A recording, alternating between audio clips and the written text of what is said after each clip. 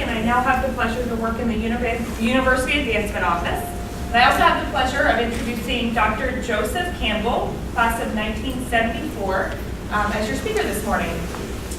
So Dr. Campbell majored in journalism and history, and he was also a member of Phi Gamma Delta and the W Association, and he was elected to Omicron Delta Kappa National Leadership Honorary.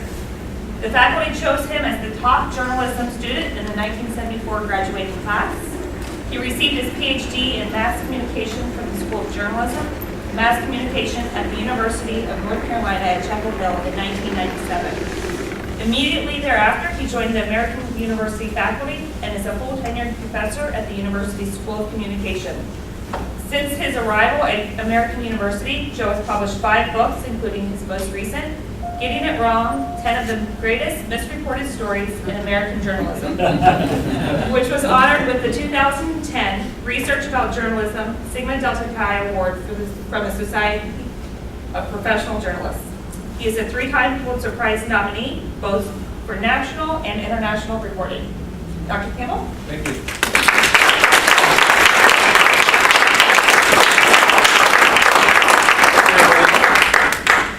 I'm not going to stand up on the stage because, well, let me start by giving you some answers to questions that you inevitably have.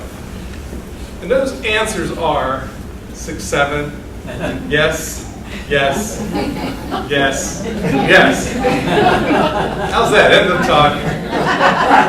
This class at the Alumni College is closed. No, not really. But I am 6 feet 7, and 6, 7. Yes, I used to play basketball. Yes, I played here at Ohio Wesleyan. Yes, I was pretty good, but they didn't realize it at the time. And yes, it's a real pleasure to be here with you all this morning, and thank you so much for turning out, and special thanks to President Rock Jones for joining us too. I'm going to be talking about the year the future began, and I'm sure we have different views about that year and what year that might have been. But let's take, for the sake of argument, that it might have been 40 years ago. The class of 1974 graduated 40 years ago this spring. And for many of us, it was indeed the year the future began. And here's a few shots from that famous commencement ceremony. Nice fashion, by the way. Mid-70s.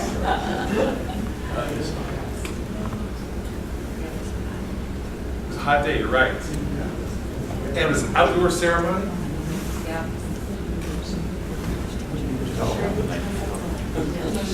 And Libby Reed in the center left there.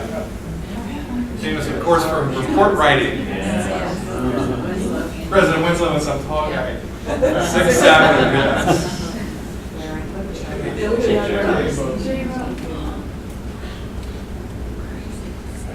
So not only was it the year in which the class of 1974 entered into the future, it was also the year that this guy resigned the presidency, the first and only president of the United States ever to quit the office involuntarily. Of course, caught up in the Watergate scandal that began in June of '72 and ended with his resignation in August of '74.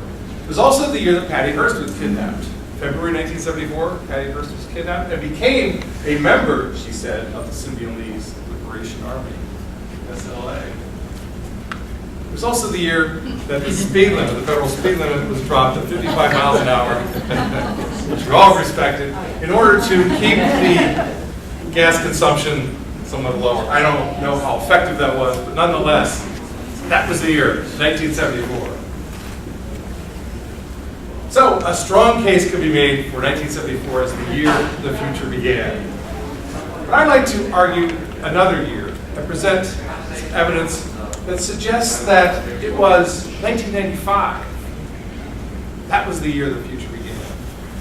And this is a sneak peek at my next book, which will be coming out later this year. And I hope you excuse what may seem like a crass commercial. And we have a few flyers up front. Pre-order from Amazon. So, it was a year in my view, of 5 distinct separate watersheds that continue to reverberate, continue to have effect on our lives today. 5 watersheds, the year of 5 watersheds. It was the year of the Oklahoma City bombing, the worst case of domestic terrorism, U.S. domestic terrorism, ever in this country. 168 people were killed in April of 1995 in this deadly attack that not only shook the country, but set in motion efforts to impose restraints and constraints on Americans and American behavior. About a month or so after this, one of those examples of the restraints imposed in American life was that Pennsylvania Avenue in front of the White House was cut off to vehicular traffic to prevent the kind of bombing that happened, supposedly, to prevent the kind of bombing that happened in Oklahoma City. 1995 also was the year of the O.J. Simpson murder trial, the double murder trial of O.J. Simpson. He was on the stand. Well, he never took the stand, but he was on trial in L.A. for most of 1995. And the case sort of spread like a stain across the years. He was accused of killing his wife and her friend, Ron Goldman, in a very brutal stabbing in June of 1994. His trial was in 1995. The Dayton Peace Accords took place in November 1995. These were U.S. brokered talks in Dayton, Ohio, at the Wright-Patterson Air Force Base. And these talks led to, it turned out to be successful in the sense that they ended the worst war, the deadliest and most vicious war in Europe since the time of the Nazis. And that outcome, that success, that diplomatic success, gave the United States a certain innovation, and it was a period, it introduced a period of muscular diplomacy by the United States, in which the United States was not hesitant to intervene abroad, even to use military force to bring about diplomatic objectives. And this hubris bubble that began to take shape after Dayton ended with the invasion in Iraq in 2003. 1995 was also the year that Clinton met Lewinsky and began their dalliance during the government shutdown, the partial government shutdown in November 1995. Clinton and Lewinsky got together, and it was the first of several sexual interludes that led to the spectacle of the impeachment and trial of a sitting U.S. president. Clinton was the first elected U.S. president ever to be impeached and tried for supposed high crimes and misdemeanors. Of course, he was acquitted in February 1999, but it all began in 1995. It was also the year in which the internet entered the mainstream. Internet wasn't invented by Al Gore in 1995, but it was the year in which it became, sort of gained a critical mass, entered the public consciousness in a big time way. What else was happening in 1995? Cal Ripken breaks the Major League Baseball's consecutive game, the Iron Man record, held for many years by Lou Gehrig. Cal Ripken breaks it in September of 1995. Pixar brings out at Thanksgiving time Toy Story, the first computer-generated feature-length motion picture, animated motion picture. Toy Story, beloved Toy Story. The Dow tops 5,000 points for the first time in a year in which it set 69 all-time record highs. It was also the year that Hugh Grant had his run-in with Divine Brown in LA. At the time, of course, he was dating one of the most attractive women in the world, Hugh Grant. And it was also the year of the Million Man March in Washington, D.C. So it's an important year. These events, these 5 watersheds, I argue in this forthcoming book, have had lasting consequences and reverberate to this day. We only have time to talk in any detail about one of them, given that I'm standing between you and the picnic in a short period of time. So, which one to choose? As much as I'd like to, I will not talk about Clinton and Lewinsky. Although it was it's an affair that continues to reverberate. She has a piece in the latest Vanity Fair, actually a fairly articulate article about her association and the consequences of this association that she had with Bill Clinton, 20-some years her senior. But now we'll talk about the year of the internet. Talk about the year of the internet. The 1995 was the year of the internet. Not everybody's online. In fact, only 14% of American adults have gone online by 1995. So not everybody's online, but everybody's heard about this thing called the internet and the World Wide Web. And terms such as information superhighway and the infobahn are big to use in terms of describing this newfangled internet.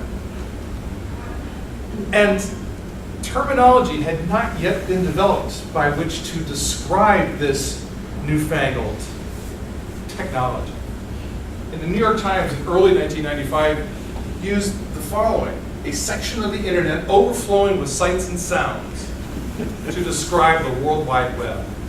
The World Wide Web was that section of the internet overflowing with sights and sounds. Still trying to get a handle on what this all was in 1995. But it's intriguing how many of the mainstays of the internet that we recognize to this day got going in 1995. Amazon.com starts selling books online in July 1995.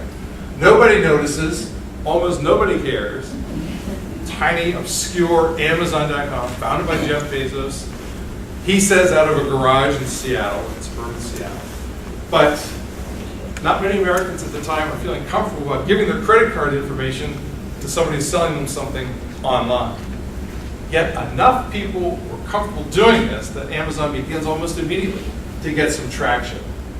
And it begins this fairly rapid growth to becoming the behemoth that we know it to be today. Not only selling books, but everything else online. It's kind of like the Walmart of the digital world. It's selling everything. And it has, what, cloud services, Amazon Web Services. It's experimenting with drone delivery of merchandise. It's delivering groceries in 3 or 4 cities in the country. Amazon's into a lot of things. And the credo at Amazon was to get big fast, and it really did. It really did. From almost zero, from actually zero in 1995, rapid growth by the end of the decade. Match.com starts up in 1995. So does eBay. Craigslist traces its origins to 1995. The founders of Google meet at Stanford University. They're both grad students, 22 and 21 years old. Sergey Brin, Larry Page. Brin is leading a tour of campus. Larry Page is in that tour group. They can't stand each other. Think each other is obnoxious. And there's almost no chance that they're going to get along. But in a few weeks' time, they do. And they hit it off, and they're always together, and they develop something called Backrow, which is the predecessor to what we know as Google today. And then the Netscape IPO, the initial public offering of stock, sets off. It catalyzes the dot-com boom, the mid and late 1990s. Netscape, it was the browser, Netscape Communications, a startup in California, made the browser that introduced millions and millions of people to the internet. How many remember going online for the first time to the World Wide Web with Netscape? If you were online in 1995, it was almost certainly through Netscape. It introduced millions of people to the online world. And being a startup, it embodied the swagger, this cocky attitude that came to characterize the World Wide Web, the internet, and digital companies and digital enterprises in the mid and late 1990s. And emblematic of the swagger of Netscape was its IPO, initial public offering of stock in August of 1995. The company had not been in existence for any more than a year, had not turned a profit, and yet, on the first day of its offering of shares, it vaulted from 28 bucks to more than $7. It closed above $70. Telling everybody instantly, there are riches to be made online. And it illuminates the web for millions of people. Interestingly, Netscape's run as the golden boy, as the golden child of the internet, of the digital world, was very brief. It was fairly brief. Later in August 1995, Microsoft introduces its own browser, Internet Explorer 1.0. It's a very inferior device, inferior piece of technology, but nonetheless, Microsoft develops, is committed to it, and within a short period of time, the browser wars between Netscape and the much larger Microsoft corporation are joined. And in those browser wars, Netscape gets flattened by Microsoft. And in 3 years, within 3 years, Netscape is consumed by AOL. AOL buys up Netscape, marking the end of this company, this startup as an independent entity.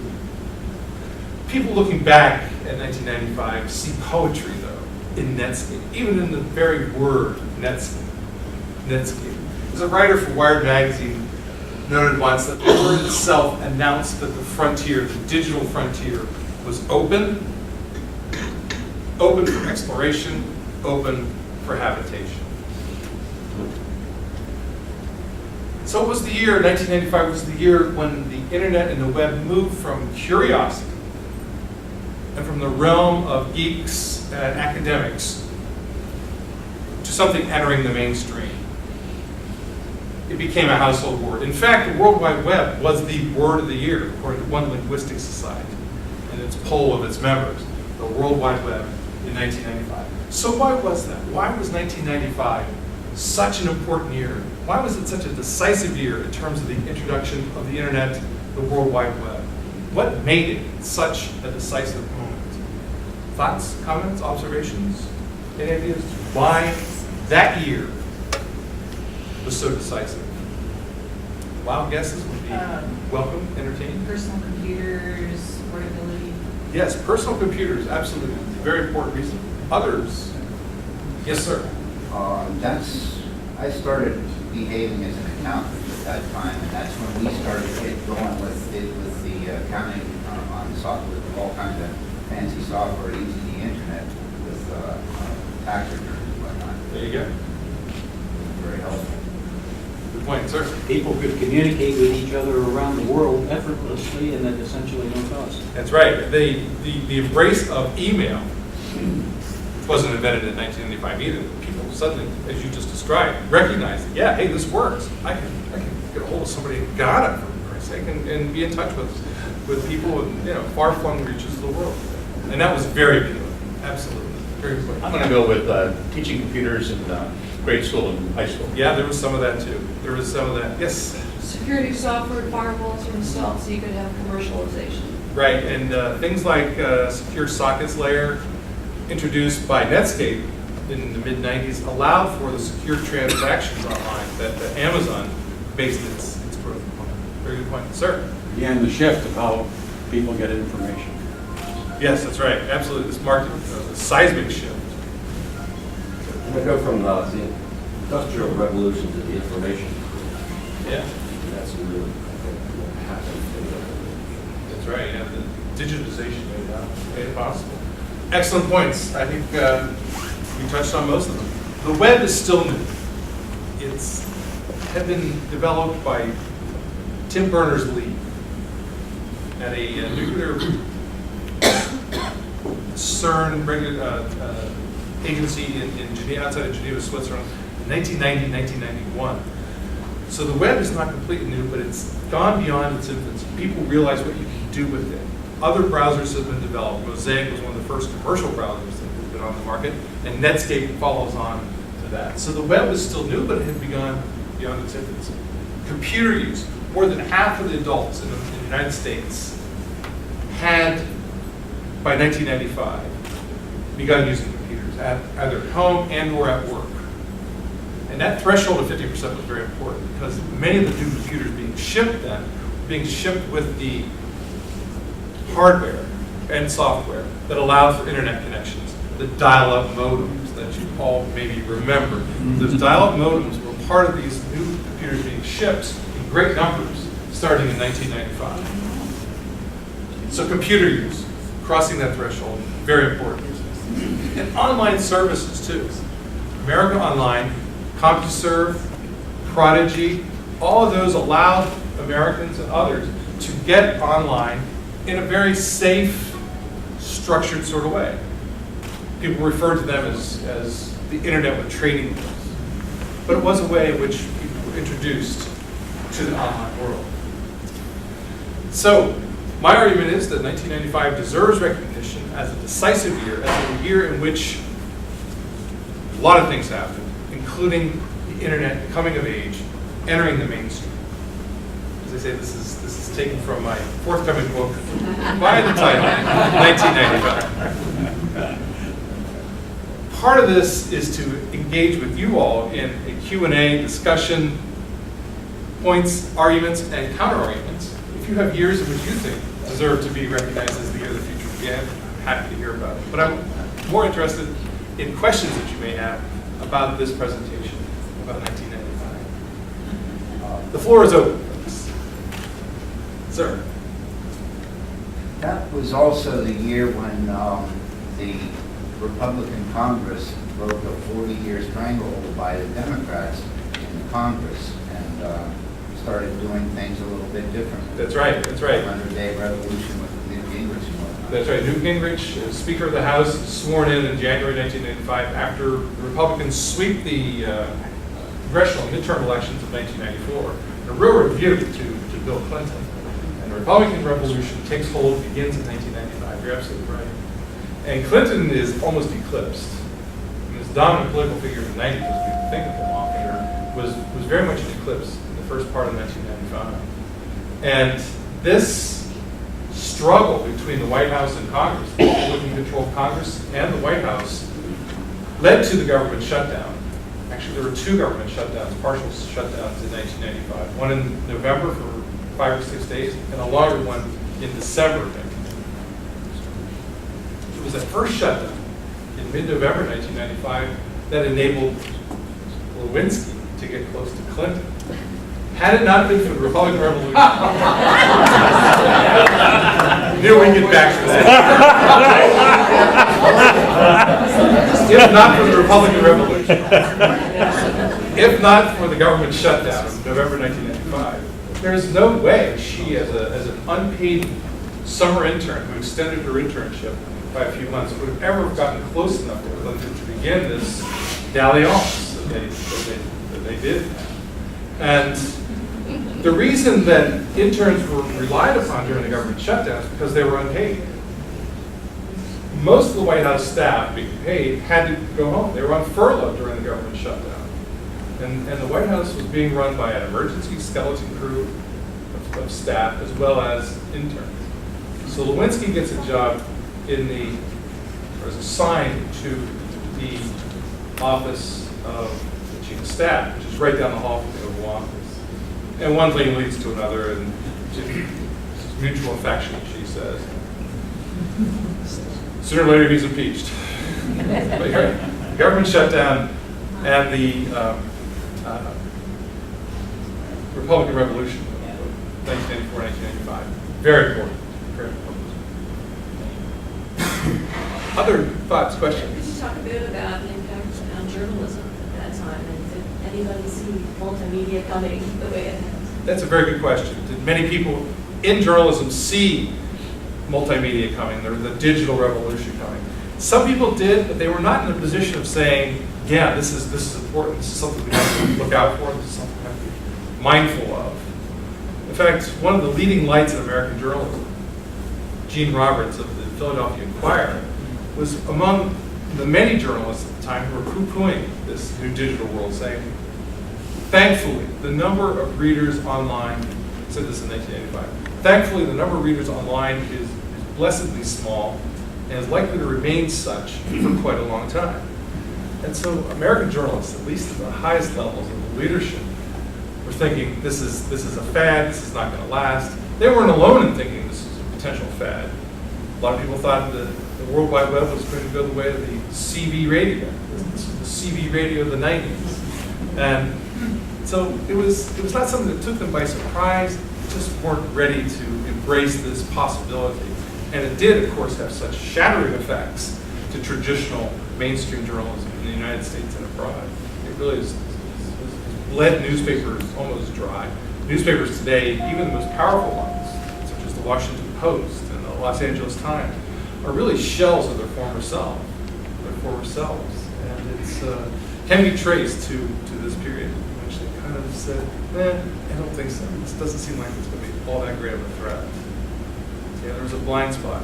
Innovation blindness. So, Yeah, was this around the time too that the cable news network became like a 24/7 news operation where small matters became huge because they were just, beat to death on the cable news networks? Were they growing, in '95 at this time as well, with the advent of the internet? Because that really changed a lot of the information, that was getting to the public. CNN was largely a 1980s phenomenon, Right. in terms of its origins. But yeah, it was becoming increasingly popular, increasingly commonplace, and increasingly repetitive, really. And it shed, I think, by the mid-90s, this notion that it was the chicken noodle network, CNN. It was something more substantial, something more important than chicken noodle network. So yeah, it was part of the wider mix, but this notion, this innovation blindness that the mass media, the media business of the time really shared is quite astonishing. Not picking up on or knowing how to respond to the digital threat.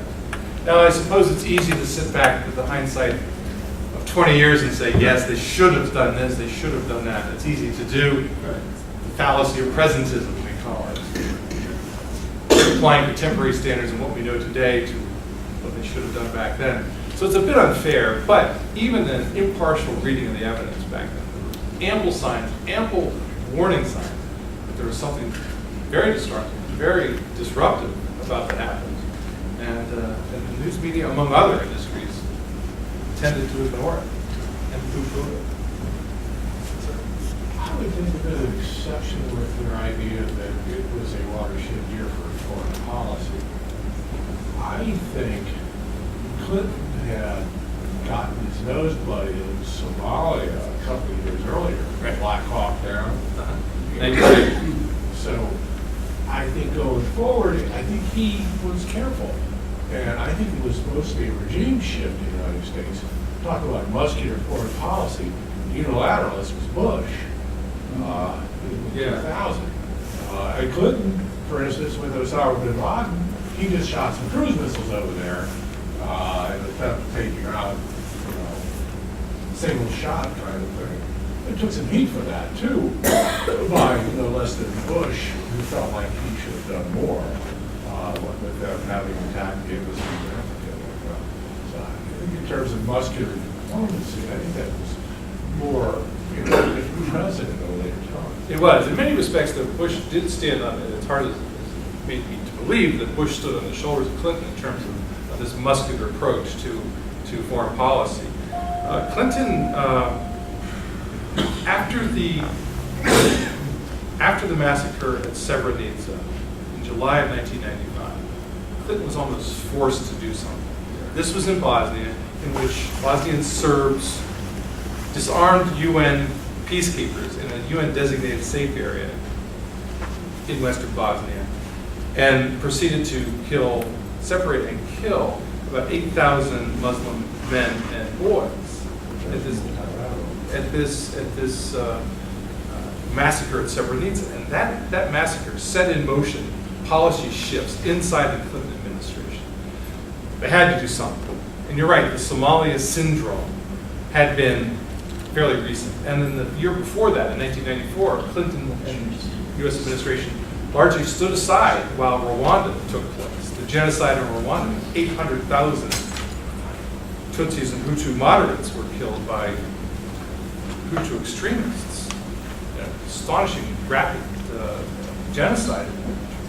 So Clinton's taken a lot of heat, and now Bosnia, into its third year, no resolution in sight. Srebrenica happens. It's the ugliest single episode of a very ugly war, the worst, deadliest war in Europe since the time of the Nazis. So, almost by indirection, Clinton has to do something, and then takes it on. And Richard Holbrooke, an assistant U.S. Secretary of State, is the lead guy on the Bosnia situation. He begins a shuttle diplomacy in Europe in the summer of 1995, which gives rise to to the U.S. brokered peace talks in Dayton, Ohio, right Patterson Air Force Base, in which they bring together the three leaders of Bosnia, Croatia, and Serbia, and keep them locked up essentially on the Air Force Base there for about 3 weeks until they reach an agreement to end the war. And that resolution required 20,000 U.S. troops to police the agreement, to police the peace. It wasn't also NATO? Yeah, it was NATO. Bilateral. It was NATO, but U.S.-led NATO peacekeeping force in Bosnia, and it was a great success. Not one U.S. service person was killed or wounded in Bosnia during that peacekeeping operation, and that gave Clinton a lot of heft. It dissipated to some extent the Somalia syndrome, or what Richard Holbrooke, the guy who brought about the Dayton Peace Accords, called the Vietnamia syndrome, a combination of Vietnam and Somalia. So, in the years afterwards, Clinton is very aggressive on foreign policy fronts. He bombs Iraq because Saddam, he believed, had weapons of mass destruction.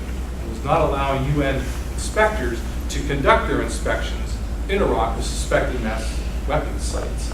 So he and the Brits bombed Iraq on multiple occasions, including one in December 1998, when Clinton's about to be impeached by the Republican-led Congress. And in a wag the dog scenario, exactly. And so he's fairly aggressive vis-a-vis Saddam, also fairly aggressive vis-a-vis Milosevic in Serbia, Slobodan Milosevic, and the Kosovar situation. Clinton orders NATO-led bombing of Serbia, of Belgrade and other targets in Serbia, until Milosevic relents in 1999 and begins to allow some political sovereignty of Kosovo. So the Kosovar War, again conducted from the air without any U.S. losses, is another foreign policy success. And Clinton's beefing up in terms of his muscular diplomacy, the use of force, particularly aerial power, in international contexts.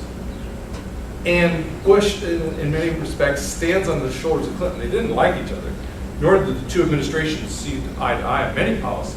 But in the use of aggressive use of U.S. force applied internationally, they did. And after Afghanistan, they went looking for some other places to intervene, some other nails to hammer, and Iraq was it. So this hubris bubble, and this is not my term, but this hubris bubble that developed in the aftermath of the Bosnian success led inevitably to the explosion of the hubris bubble in Iraq in the early 2000s.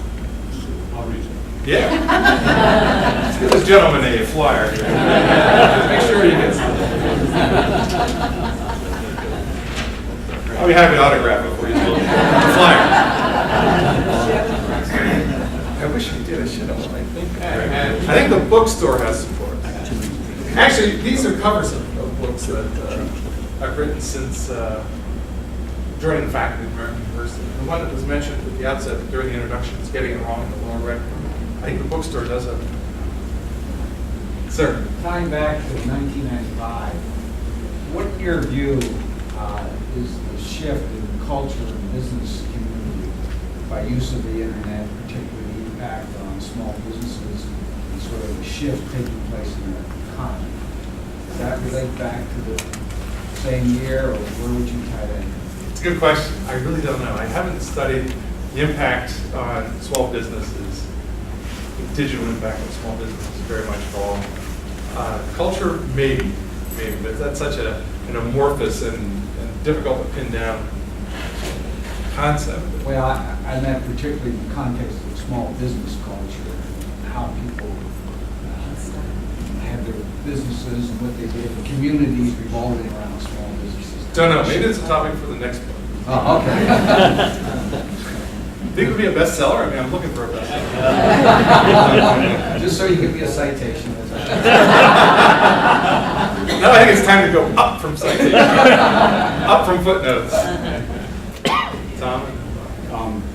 About 20 years before your reference year of 1995. It was the class of '74, right? Well, I was writing my graduate dissertation in my advisor wouldn't let me use a crude word processor that IBM had developed because he said it was just a gimmick. So he couldn't see what was coming. If you take your year, firstly, nobody could see the commonplace reality of smartphones and tablets and Wi-Fi and digital music and all the things that we just take for granted. That's right, before Facebook, before Twitter. Any of that, Yeah. right. So what I want you to do is tell me what 20 years from now that you can't see. I am standing between you and lunch. I don't know if we have time for that. You know, but I think on the point about 1995, people not being able to see too far into the future, there is a book that's still in print called Being Digital, written by Nicholas Negroponte. And he at the time was the head of the MIT lab. And Negroponte really was picking up on some of these trends. Some of it's way far out. He said, you know, within 20 years, we're going to have on our desktops like 8-inch high holistic figures that are going to be like running around obeying our every command. You know, we haven't got that far yet, but in some respects, even like bendable smartphones and so forth, Negroponte was anticipating that. He said, within 10 years, we're not going to have any more movie rentals, so like Blockbuster, places like that. GPS and automobiles would be a thing commonplace. In many respects, he was picking up and anticipating accurately some of the things that we live with today, 20 years ago. Geez, in 20 years. Yeah. We're all going to be, wearing our computers? Probably are now. What was I thinking about the other day? This would probably be something. I mean, you just kind of think of something that's going to pop up on your screen. Your screen might be just a piece of You'll be looking at it from the edge of your glasses. Of course, that's probably next year, not 20 years out. So the iPad will tell you which it has to sort of time. That's right, that's right. We'll strictly regulate your intake of it. I think 1995 was a very pivotal year, and This guy's my brother, by the way. What about agreeing? First time. No. You know, I just think in terms of the ability to research, whether you're in business, whether you're in academia, the ability to dig deep, whether you're students in your classroom, to not only use the local library like 20, 30, 40 years ago, but the ability to access the Library of Congress, the ability to access information and sources worldwide, has just made us all so much smarter and given us that exponential access to that information. Just been really tremendous. It's true enough. And I think in 20 years we're going to have even more ready access to that kind of information. And not everything at the Library of Congress, of course, is online yet, but it may well be within 20 years. As a follow-up to that question, though, it's the ability to interpret good information from bad information, because all the web does is give you lots of it. Yeah, that's right. And so what do you think is, how do we teach kids to understand how to filter that information? It is tough. I mean, they've grown up, I'm talking millennials, folks in college nowadays, they've grown up, most of it is. And I think they're the ones who are developing their own filters. They're the ones who are figuring it out. I think it's tough for us, 20, 30 years, they're seniors, to say, yes, this is how you should be going about it. I hate to say, well, just let the kids decide, but they're going to anyway. It's going to happen, inevitably. And their younger brothers and sisters are even more digitally aware than they are. When they were in middle school, maybe high school, they're still toting around textbooks and so forth. But their younger brothers and sisters are almost entirely textbook free in some respects. So that's going to be a major difference. It's going to be a major difference in higher education, for sure, in the next 10 years. By which time I may be retired. Working on the next book. Sir. In the late 60s, after we had graduated and were beginning our careers, was at the height of the Vietnam War. And all the problems and the $1 trillion we spent and the heartache for all those people and veterans and speed spit on and all the things that went with that. And then we get to 1995 and with Clinton and what happened. But there, we went from such a period of we should never do this again to we can't hardly wait for the next one. Yeah. How did Yeah, we're the nail. We got to go hammer some. It wasn't that crude, but there's something to that.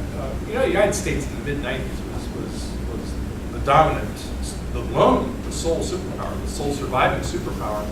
After that long engagement, the Cold War engagement with the Soviet Union, the United States is at the top, and it's still figuring out how to do it, how to be this lone superpower in the world. And so that's why you have these back and forth. You have the difficult period that Clinton had with Somalia, and then with Rwanda, not knowing how to intervene, and then figuring it out with Rwanda, and with Bosnia, and afterwards. So, I think I'm straying from your question, which was what again?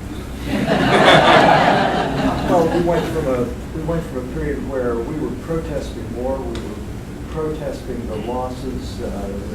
There were so many other issues that needed money spent on, and then all of a sudden we were right back to where we started. Yeah, in some respects that's true.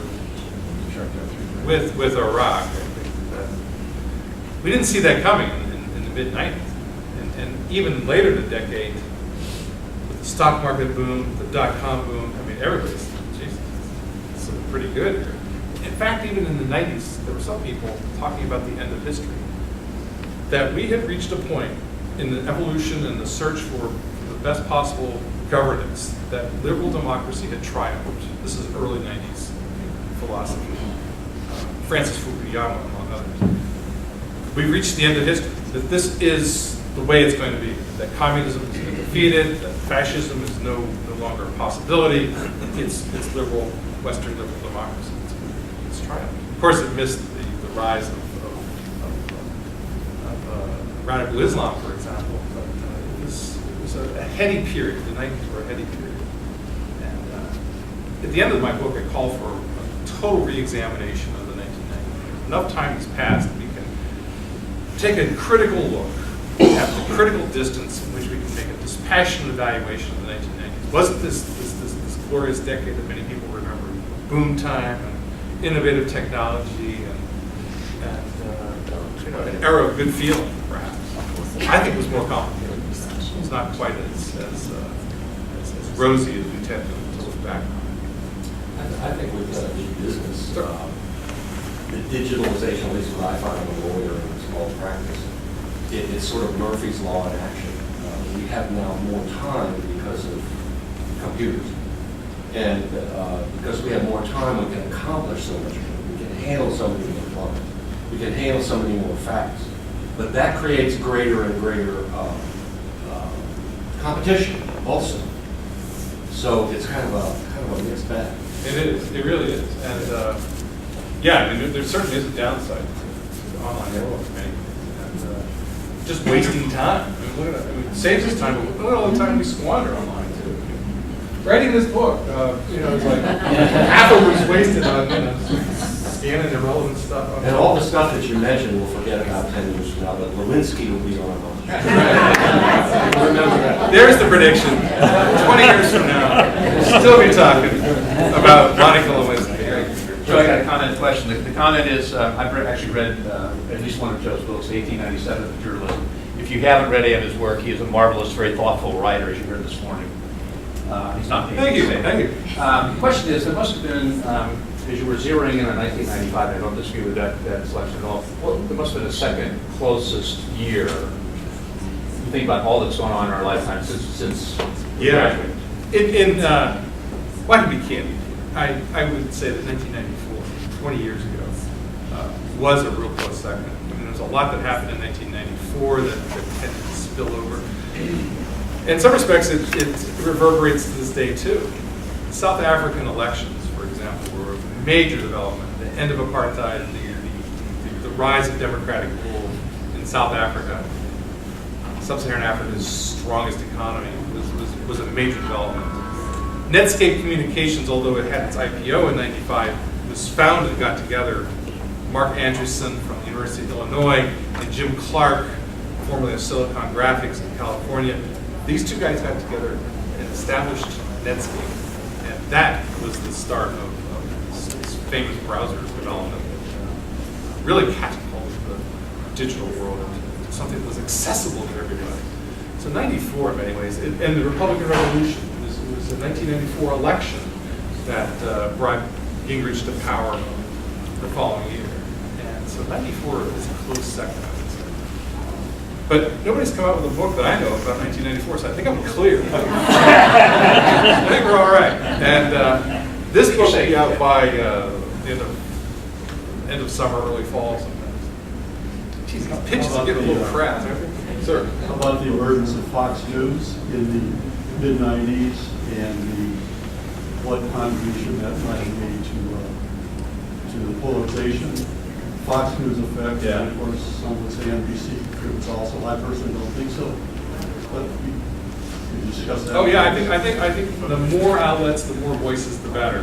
Specifically Fox. Absolutely, I think Fox is a great addition to the lineup.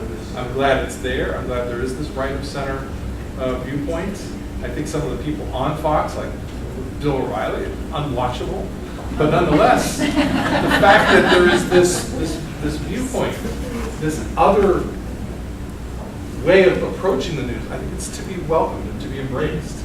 These days, tolerance, political tolerance for other viewpoints tends not to be in fashion. But nonetheless, I'm glad to see it's there. I'm glad to see Fox is there. But what about all the polarization that is thrown out of not just Fox, but that grew out of the Clinton-Lewinsky scandal.